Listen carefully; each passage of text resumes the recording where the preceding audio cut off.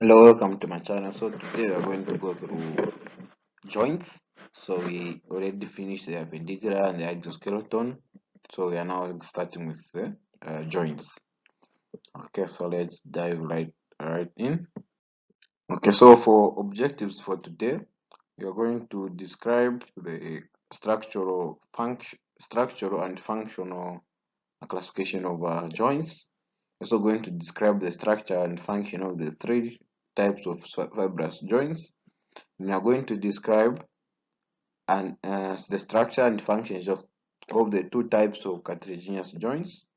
Then we are going to describe the structure of synovial joints and describe the structure and function of the bursa and tendon sheath. Okay, so let's start. And the other thing is we're also going to describe the 6 subtypes of synovial joints. So in terms of definition, a joint, also called an articulation or arthrosis, is a point of contact between two bones. So apart from that, they can also occur between bone and cartilage or between bone and teeth. So that's a joint. So if you find we have put arthrosis in the following slides, so the arthrosis is just also another word for articulation, which again is a point of contact between two bones or between bone and cartilage or between bone and teeth. Okay, so that's what a joint is. Then an articulation is a place of union or joint or junction between two or more bones. So regardless of the degree of movement allowed by this union, it will still be called an articulation. Okay, so that's what articulation means. So let's make progress. Then the sutures between various bones of the skull are considered as much a part of the articular system as the knee or elbow joint. So the sutures are also considered articulations. Okay, so let's now go into how joints are classified. So joints are classified into two, like we mentioned. Number one is structural classification, which is based on their anatomical characteristics, and two is the functional classification, which is based on the type of movement they permit. Okay, so what do we mean by those classifications? So number one, you are starting with the structural classification. Okay, so what is structural classification? So there are three types under the structural classification. You have the fibrous joints, you have the cartilaginous joints, and you have the synovial joints. Okay, so what are the descriptions for fibrous joints? So fibrous joints, there is no synovial cavity. That's one of the descriptions. And the bones are held together by dense irregular connective tissue that is rich in collagen fibers. Then the amount of movements allowed depends on the length of the connective tissue fibers uniting the bones, e.g. sutures, syndesmosis, and gomphosis. So those are types of fibrous joints. So fibrous joints, we have sutures, syndesmosis, and the gomphosis. So these are the type of joints that fall under the fibrous joints, and this is how their characteristics are. Okay. Then let's go to the second type, which is the cartilaginous joint. So here there is also no synovial cavity, and the bones are held together by cartilage. Okay, so cartilage. Then these are not highly movable. Example is the synchondroses and the symphysis. So those are the type of cartilaginous joint. Then finally, the last part, which is the synovial joints.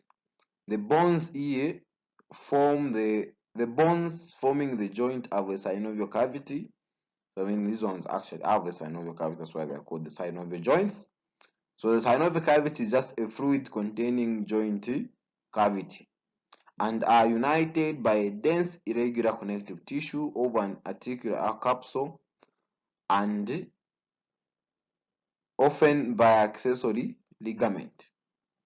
Okay, so ligaments connect muscle to bone. So that's a ligament is going to connect.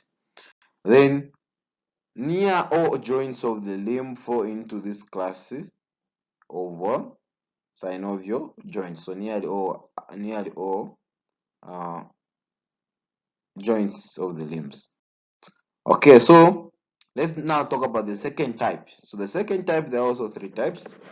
There is synanthrosis, amphiarthrosis, and diarthrosis. So let's break down the words. So synarthrosis, so if we take down syn, S-Y-N, it means together. Then arthrosis, we have already said this is just an articulation or a joint. So literally when you put them together, they just mean so if you put them together, it just mean united joint or a joint that is together. So meaning actually this joint won't be moving since it's packed together. Okay, so that's why in the description we are saying these are an immovable joint that may be fused together for strength. So fused together. Okay, that's in anthrosis. Example of immovable joints, we have the skull sutures, so meaning the sutures, the skull in the skull. Then you have the epiphyseal plates.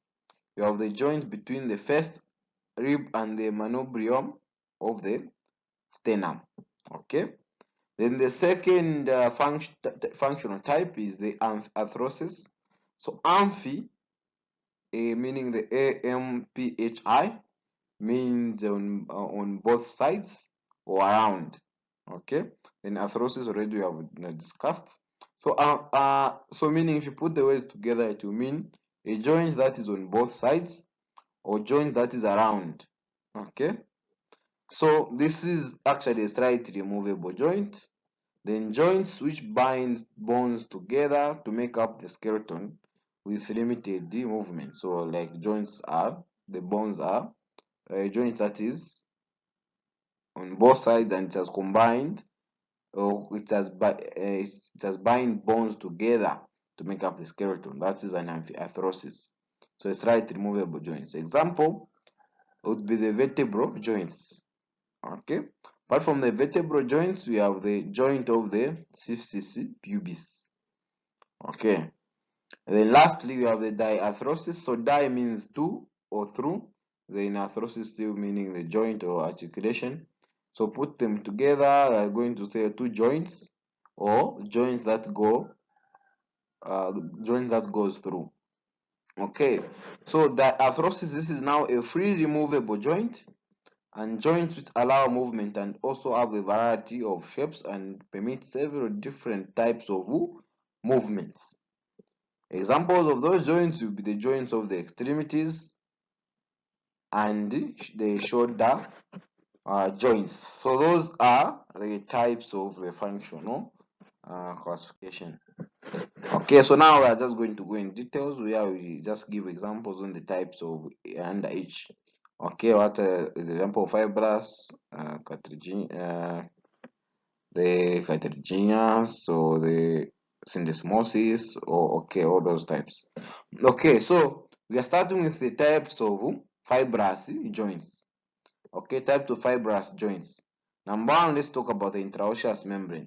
So intraosseous membrane is a type of fibrous joint which can be found between the tibia and the fibra. So in between the tibia and the fibra, that is where the intraosseous membrane is going to be. Okay, as you can see, this is the smaller one is the fibra, big one is the tibia. Okay, so let's make progress. That's the first example. Then the other example would be the syndesmosis. So syndesmosis is in between the in between the tibia and the fibra, but in the lower region. So in the anterior, where there is the anterior tibiofibular ligament. Now, somewhere in between there, that's where we are going to have a syndesmosis. Okay, then the last part will be the suture.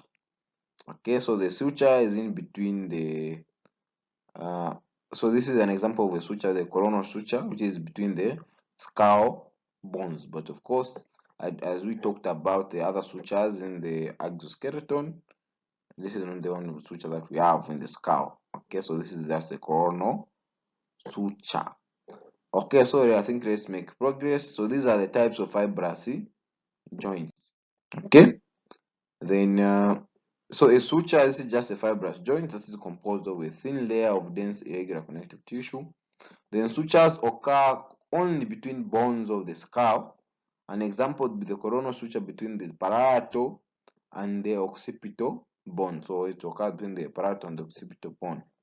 Then syndesmosis is a fibrous joint in which there is a greater distance between the articulating surfaces and more dense irregular connective tissue than in a suture. Another example of syndesmosis is the gomphosis and the dentoalveolar joint, in which a cone-shaped peg fits into a socket. Then the interosseous membrane, which is a substantial sheet of dense irregular connective tissue that binds neighboring long bones and permits slight movement. So, a which is amphiarthrosis as well. That's the intraosseous membrane. Okay, so this is a syndesmosis between the tooth and the socket of the alveolar process, which is a gomphosis. That's how it's going to look like. So this is the dentoalveolar joint. Okay.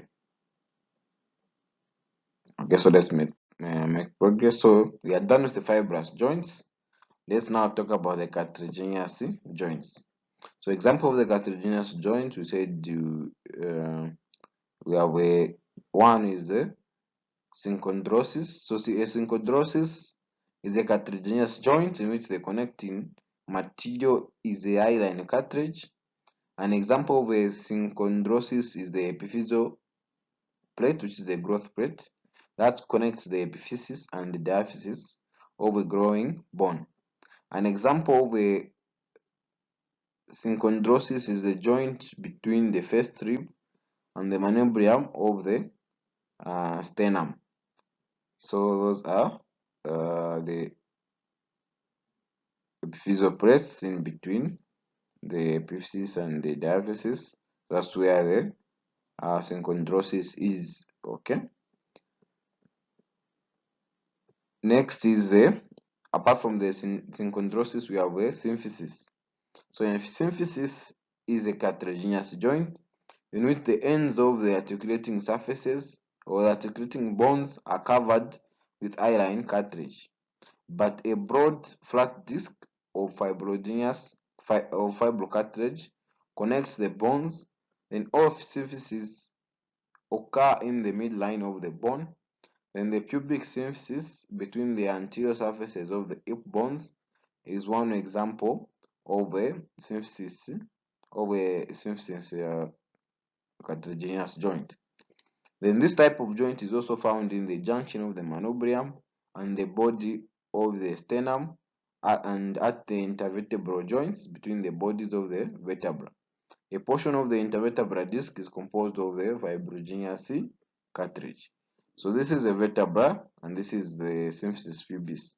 So the thing, the symphysis pubis, that's where we can have the same cartilaginous joints, which is the symphysis as well, as the name suggests, symphysis pubis. Okay, then in the intervertebral discs as well, as you can see, there is also a symphysis joint. That's the type of cartilaginous joints. Okay, then this is the third type, which is the synovial joints. So synovial joints, of course, has the articular cartilage. So let's now talk about the articular cartilage. So this is a glassy, smooth hyaline cartilage which covers the bone surfaces. Then it says there is a thin but sponge cushions that absorb compression placed on the joint, and thereby keeping the bone ends from being crushed. That's the articular cartilage, as you have seen here. That's the articular cartilage. Then we have what we call the articular capsule. Okay, so this is enclosed in a two-layer articular capsule. Then the external layer of the tough fibrous capsule composed of the dense irregular connective tissue that is continuous with the periosteum, and it strengthens the joints so that the bones are not put apart. Then the inner layer of the joint capsule is the synovial membrane composed of a loose connective tissue. So you might actually be asked to draw the same synovial joint. So this is actually a very good thing for you to go through. So this is the articulating bone, and these are the articulating cartridges, the one which are marked by the iron cartridge. This is the articulating cartridge. Then this fluid in between is the synovial cavity. Where there is where fluid is going to be, that's where the synovial joint or cavity is going to be. And the synovial cavity, that's where now the synovial fluid is contained. So the synovial cavity contains the synovial fluid. Okay, then at the far ends we have the synovial membranes, and uh, even on this side we have the synovial membranes, and this is also an articulating bone, and that's actually the periosteum. So this is how you can draw. You can even draw the. That is how you can even draw the synovial joint. So it can also be found in the lining. Then the lining fibrous capsule internally covers all the internal joints surfaces that are not eye-lining cartilage. So that's the fibrous capsule is the one which internally covers all internal joints that are not eye-line cartridges. Okay, so this is also another just a continuation on the synovial joints. So let's now talk about the synovial joint. So the synovial joint, this is just a joint that is in a space that contains a small amount of synovial fluid. Then you have the synovial fluid or the synovial fluid. So there's a repetition here. So just synovial fluid. So synovial fluid is just a small amount of slippery synovial fluid which occupies all the free spaces within the joint capsule. That's the synovial fluid. So in between here, that's where this is the synovial cavity. Then this is synovial fluid that is occupying the free spaces within the joint capsule. Then it is secreted in secreted in cells of the synovial membranes. So that's where it is secreted. Then it is found in the articular cartridges, provided a slippery weight-bearing film that reduces friction uh, between the cartridges. Then so it's going to provide, so the same synovial fluid is the one which provides the slippery weight-bearing film that reduces friction between the cartridges. So it's going to act as a lubricant in between the articulating cartridges. So it provides a slippery weight-bearing film. So that's about the synovial fluid. Okay, then we have the accessory ligament and the articular discs in the same synovial joint. So the synovial joint are reinforced and strengthened by a number of band-like ligaments. Then most often these are capsular or intrinsic ligaments, which are thickened parts of the fibrous capsule. In other cases, they remain distinct and are found outside the capsule or deep into. Then, in terms of the nerve supply and blood supply, so synovial joints are richly supplied by sensory nerve fibers that innervate the capsule. Then some of these fibers detect pain, but most monitor joint position and stretch, thus helping to maintain the muscle tone. Then synovial joints are also richly supplied with blood vessels, most of which supply the synovial membrane. Okay, then there is in what we call the Newton's law. in the nerve supply. So Newton law states that the nerve supplying the joint capsule also supplies the muscle regulating the movement of the joint and skin over the joint. That is Newton's law in terms of the nerve supply in the at a joint. So the nerves supplying the joint capsule also supply the muscles regulating the movement of the joint and skin over the joint capsule. Okay, then the accessory structures of the synovial joint. We have one which is the bursa, which is ear, so as highlighted here. So this facilitates gliding over either the muscle over muscle or tendon over bone ligamentous surfaces. Okay, then we have the sheath tendons, which is essentially an elongated bursa that wraps completely around the tendon subjected to friction. So this is the tendon sheath. So where the tendon is, so now the one which is the elongated bursa, that's where the tendon sheath is going to be. Okay, tendon sheath. Then we have the fat pad. So this is the fat pad here. Okay, so this is so joints which have the fat pads between the fibrous capsule and the synovial membranes or bone. Example, we have the knee and the hip joints which have the fat pads. Then you have the meniscus. Okay, this is the meniscus here. Okay, meniscus. So this improve the fit between the articulating bone ends, making the joint more stable and minimizing wear and tear of the joint surfaces, e.g. the knee and the jaw. Okay, then what are the types of synovial joints? Since we're done with the features. The types of synovial joint, number one, we have the ball and socket joint. Okay, which is a mouth-axial joint which allows bone to rotate and move freely in all directions. So that's a ball and socket joint, and it provides a wide range of motion, especially the shoulder. For example, the head of the humerus fitting into the glenoid fossa of the scapula. So this is so in a mechanical illustration, this is how a ball and socket joint looks like.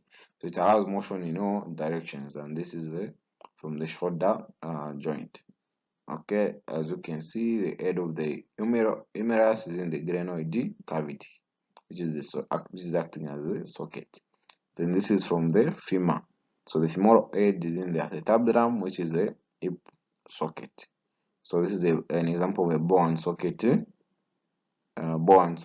joint. Then you have the hinge joint. So the hinge joint, this is a type of joint motion that this is the type of joint that has a type of joint motion that is limited to flexion and extension. For example, I have the elbow joint and the knee joint. So this is a mechanical illustration of the hinge joint at the elbow. So only the flexion and the extension, meaning straightening and bending. Okay, so that's what the joints looks like in a mechanical um, illustration. Okay, so that's the hinge joint. Then we have the pivot joint. So the pivot joint, we have a ring of bone that fits over a bone protrusion, or then around which it can rotate. So these joints can only allow rotation alone. For example, the joints between the atlas and the axis in the neck, which allows you to shake your head. So that's the pivot joint in between the atlas and the axis. Okay, so so this is a pivot joint as well. Okay, between the radius and the ulna. Okay, then this is in the neck, the axis and the between the axis and the between the atlas and the axis. Okay, then next we have the condyloid joint or the ellipsoid joint, or known as the uh, or the planar joints. Okay, so the convex oval shaped projection of one bone fits into the oval shaped depression of another. Then this provided by axial movement. So there is a flexion, extension, abduction, adduction. So this is a chondroid joint. Then this is a planar joint between the navicular and the second and third cuneiforms of the tarsus in the foot. Okay, that is the planar joint. Then the ellipsoid joint. This is an ellipsoid joint between the rhonate and the scaphoid as well. That's a biaxial joint. Okay. Then you have the saddle joint. So the saddle joint is this type of joint occurs when the touching surfaces of two bones have both concave and convex regions, with the shapes of the two bones complementing one another and allowing wide range of movement. So for example, in the thumb, there is the saddle joint. So this is the thumb. Then the saddle joint will be in between the metacarpal of the thumb and the trapezium as well. Okay, so that's the saddle joint. Okay, so that's the saddle joint. That's how it's going to look like. So that's the saddle joint. Then you have the gliding joint. So gliding joint, this is a mount-axial joint, and this type of joint is formed by either opposing planes surfaces or slightly convex and concave surfaces. Then this type of joint only allows gliding movements, e.g. we have the superior and the inferior articular processes of the vertebra in the spine. So this is a gliding joint, it's going to allow only movement in the gliding movement. But the wrist bones also like glide. It's a type of gliding joint, and this is the gliding movement that they are allowing. Okay, that's the gliding joint.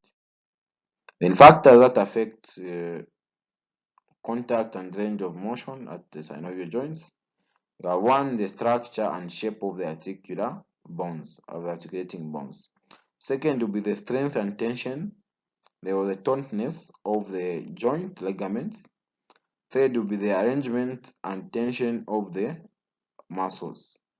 Then the other thing would be contact of the soft parts. The other thing would be hormones. The other thing could be disuse. These are the things which affect the contact and range of motion at the synovial joints. Then now let's just look at some of the selected joints of the body. Okay, so we are going to select the elbow joint. So this which is an hinge joint formed by the trochlea and the capitulum of the humerus and the trochlea notch of the ulna and the head of the radius. So this is a diarthrotic and uniaxial. Then in terms of movements, they are going to cause flexion and extension of the forearm. That's at the elbow joint. Then the other joint which has been selected, the temporomandibular joint, the TMJ. So this is a combined hinge and planar joint formed by the condylar process of the mandible and the mandibular fossa and the articular tubercle of the temporal bone. Remember, the mandible is the temporomandibular joint is the only one of the joints that allow movement in the bones of the skull. Okay, the facial bones as well as the facial bones. The only bone which allows movement, slight movement. Then the temporomandibular joint is the only movable joint between the skull bones, with the exception of the ear oscars. And in all other skull joints are sutures and therefore immovable. In terms of movements, in the temporomandibular joint, only the mandible moves between the temporal bone and is when the mandible moves because the temporal bone is firmly anchored to the other bones of the skull by sutures. Accordingly, the mandible may function in depression, which is jaw opening, or elevation, which is jaw closing, which occurs in the inferior compartment, and protection, in the inferior compartment, then as well as there will be protraction, retraction, and there will be lateral displacement and slight rotation, which occur in superior compartment. So this is some of the movements of the temporomandibular joint. Then the shoulder joint, this is a ball and socket joint which is formed by the glenoid fossa of the scapula and the head of the humerus. Then in terms of movements of the shoulder joint, there is flexion, extension, abduction, adduction, circumduction, medial and lateral rotation. Then we can also talk about the radioulnar joints, so the proximal and the distal radioulnar joints. So this is formed by the rim of the head of the radius rotating in the radial notch of the ulna, and it is a diarthrotic and uniaxial joint. Then movements it is able to do pronation and supination. Then the wrist joint is a condylar joint between the distal end of the radius and the proximal ends of the scaphoid, lunate and the triquetral. Then a white fibrous disc, a white fibrocartilage disc separates the ulna from the joint cavity and articulates with the carpal bones. Then this is a diarthrotic biaxial joint. Then in terms of movement at the wrist joint, there is flexion, extension, abduction, and adduction. Then joints of the hands and fingers, there are synovial joints between the carpal, then between the carpal and the metacarpal, then between the metacarpal and the proximal phalanges, and between the phalanges as well.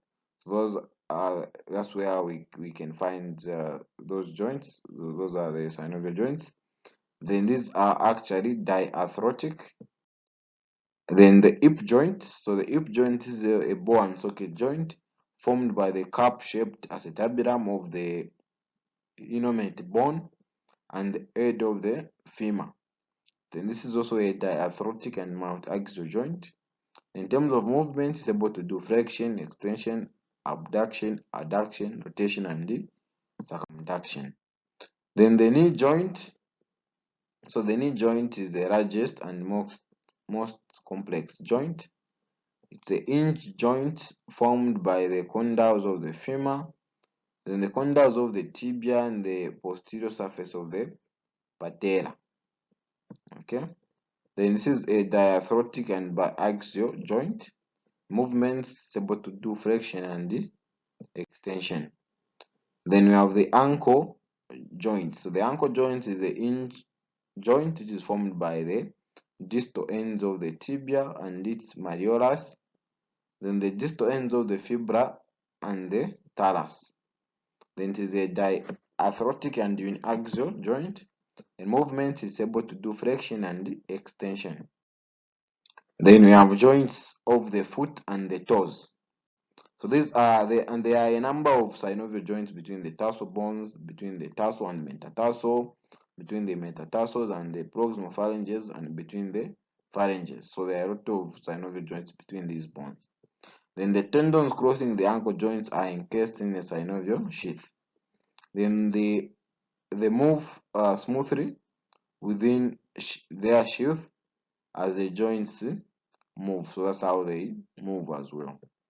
Then this is a diarthrotic, and the movements are dependent on the parts of the joint. So we are done on the selection of some of the joints that we have, but we were mentioning some of the terms we learned in one of our introductory lessons. So in the introductory lessons, we talked about gliding, which is just a movement of relatively flat bone surfaces back and forth and side to side over one another due to change in the angle between the bones. Then we have angular movement, which is an increase or decrease in the angle between the bones. Then we have flexion, which is the decrease in the angle between the articulating bones, so usually in the sagittal plane. So all these we discuss them in our lecture 1 in anatomy and physiology. So we are just giving a summary. Then we have lateral flexion. So lateral flexion is the movement of the trunk in the frontal plane. We have extension, which is an increase in the angle between the articulating bones, usually in the sagittal plane. Then we have hyperextension, which is the extension beyond the anatomical position. Then we have abduction. So abduction to move away. So this movement of a bone away from the midline, usually in the frontal plane. Then we have adduction, which is movement of a bone toward the midline, usually in the frontal plane. Then we have circumduction, which is flexion, abduction, extension, and adduction in succession, in which the distal ends of the body part moves in a circle. That's circumduction. Then rotation, this is movement of a bone around the longitudinal axis in the limbs, and it may be medial, or meaning toward the midline, or lateral away from the midline. Then spatial occurs at specific joints. So elevation, we have superior movement of a body parts. Okay, then you have depression, which is the inferior movement of the body part. You have protraction, which is an anterior movement of a body part in the transverse plane. Then retraction would be in the posterior movement of a body part in the transverse plane. Then inversion would be the medial movement of the sole. Eversion would be the lateral movement of the sole. Then dorsiflexion is the bending of the foot in the direction of the dorsum, so the superior surface. Then plantarflexion is the bending of the foot in the direction of the plantar surface, which is the sole. Then supination is the movement of the forearm that turns the palm anteriorly. Then pronation, this is the movement of the forearm that turns the palm posteriorly. Then opposition, this is the movement of the thumb across the palm to touch fingertips on the same hand. So all these, even the pictures and the movements, were discussed in the first lecture in anatomy. So that's why I didn't want to repeat the same things, and because it is also, this was easier to give a summary than give including the pictures. It would have been a repetition. So if you want to actually see those same movements, you can just check out the lecture 1, anatomy and introduction to anatomy and physiology. There is where it's written terms of motion, so which was the last thing in the lecture 1. So terms of motion, that's where even pictures and illustrations are on the types of on the terms of motion at the synovial joints. Okay, so in terms of clinical anatomy, we have arthroplasty, which is hip replacement. So hip replacement can be partial or total hip replacement, where there is getting an artificial hip joint and putting it in an affected one. So they call it arthroplasty. Okay, so that's arthroplasty. The knee replacement, like I said, may be partial or total. Okay, and it only involves the femur bone, as indicated when we are talking about the knee replacement, and we are talking about the femur which is being replaced. At the hip replacement, we are talking about the femur being replaced. Okay, then this is the checkpoint to see how much you have retained. So of course we don't go through the answers, but these are things that you have to know. Okay, so on what basis are joints classified? So this is also one of the things we will discuss. So you need to ask yourself, on what basis are joints classified? Okay, then which fibrous joints are synarthroses, then which are amphiarthroses, then which cartilaginous joints are synarthroses, then which are amphiarthroses. So those are some of the things you have to ask yourself. Then how does the structure of the synovial joints classify them as diarthroses? And what are the functions of the articular cartilage, synovial fluid, and the articular discs? What type of sensation are perceived at movements at joints, and from what sources do joints receive nourishment? Then in what ways are bursa similar to joint capsules, and how do they differ? Then what are the 4 major categories of movements that occur at synovial joints.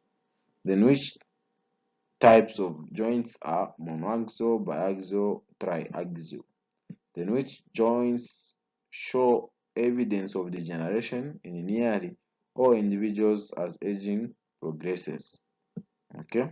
Then which joints of the body most commonly undergo arthroplasty? So then draw a well-robot diagram of the synovial joint, and this is actually a very good question, and that marks the end of the checkpoint. And if you haven't subscribed, please subscribe and hit the bell notification. And of course, check out other videos on the channel in addition to the anatomy and physiology lecture that we have. Okay, so thank you for watching. See you in the next tutorial.